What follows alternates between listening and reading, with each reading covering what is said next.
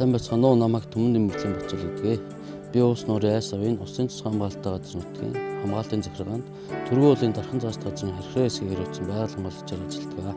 Түргэн уулын дархан зааст газар нь анх 1993 онд Усын Цус хамгаалтанд авсан. Монгол Алтай нурууны Улаангом, Тариалан, Түргэн, Ховд, Бөхмөр сумдын нийт 130,473 гаат байр эзэлдэг. Өндөр уулын бус мөнх цас мөсөн гол илүүхтэй Монгол орны нийт уулын бүсгийн 20% эзэлдэг экологийн ачаалал үүсгэх газар юм аа. Ноён өргөдөл нь далайн түвшнээс дээш 4000 м-т оршдог.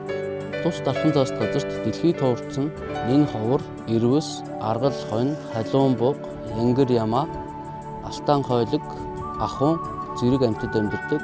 Мөн эмийн болон уулын бүсийн ургамлууд урагддаг онцлогтой газар юм аа. Монгол экологи төвөөс зохион явуулж байгаа хуралдаад орох болсон Монгол орны онгон догшин байгал түүний үн цэнийг илүү олон нийтэд түгээн дэлгэрүүлэхтэй холбоотой. Тусгай хамгаалалттай газар зөвхөн байгаль хамгаалал биш, харин үндэсний өв соёлоо ирээдүйн хойч үедээ үлдээх баялаг гэж би боддог. Өөрийн үзэл бодлоо бусдад уулзаж байгаль хамгаалах үйлсэд илүү олон хүнийг уриалахыг хүсэж байна. Хэрвээ би энэ уралдаанд шалгарвал байгаль хамгааллын чиглэлээр шинэ мэдлэг туршлага олж авахын зэрэгцээ бусад хамгаалтын захиргааны мэргэжилтэн болон байгаль хамгаалагч нартай хамтран ажиллах, илтгэх болон манлайлах ур чадварыг эзэмших, тусгай хамгаалалттай газар нутгийн ач холбогдлыг илүү олон хүнд үр дүнтэй хүргэх арга барилд суралцахыг хүсэж байна.